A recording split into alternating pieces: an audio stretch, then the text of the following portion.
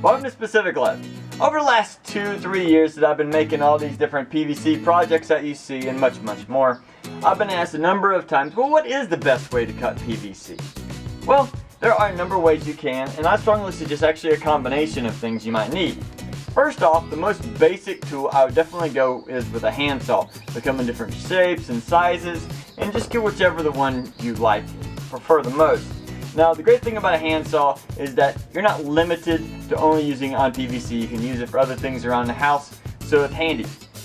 Also, with a handsaw, it's great at cutting angles. For example, when we did a rubber band machine gun here, I had to cut some angles in and touch everything up so the rubber bands would fit on there great. The handsaws are also great when cutting the larger diameter PVC, when a lot of the other tools are limited in their ability to do that. The downside when you're using a handsaw is that it creates a mess. So you'll have dust and you'll have little particles everywhere, and so I strongly suggest wearing some kind of a breathing mask if you're going to use a handsaw, because it is very heavily recommended that you don't breathe that in.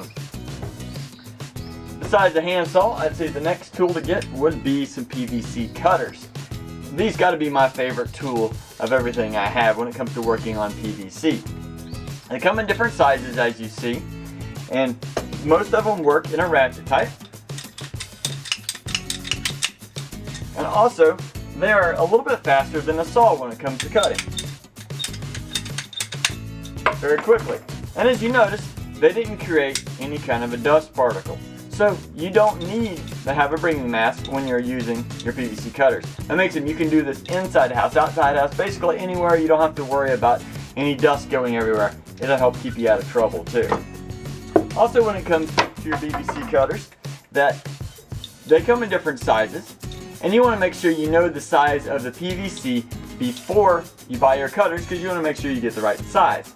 The larger diameter, of course, will definitely cut the smaller diameter PVC. So these right here were about $12. These were $20 to $25. So it really just depends on what your needs are. The third thing I suggest is getting some files. Just some basic hand files.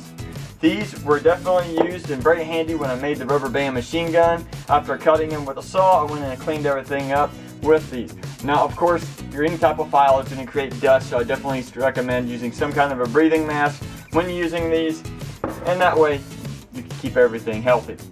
Now, that is the basic way I've used PVC. As you see, everything I've cut with and used are all these three items. So there you go. I recommend you getting each, if not every one of these items, and go out there and have fun creating. Build something, create something, and I hope you can inspire other people to do the same.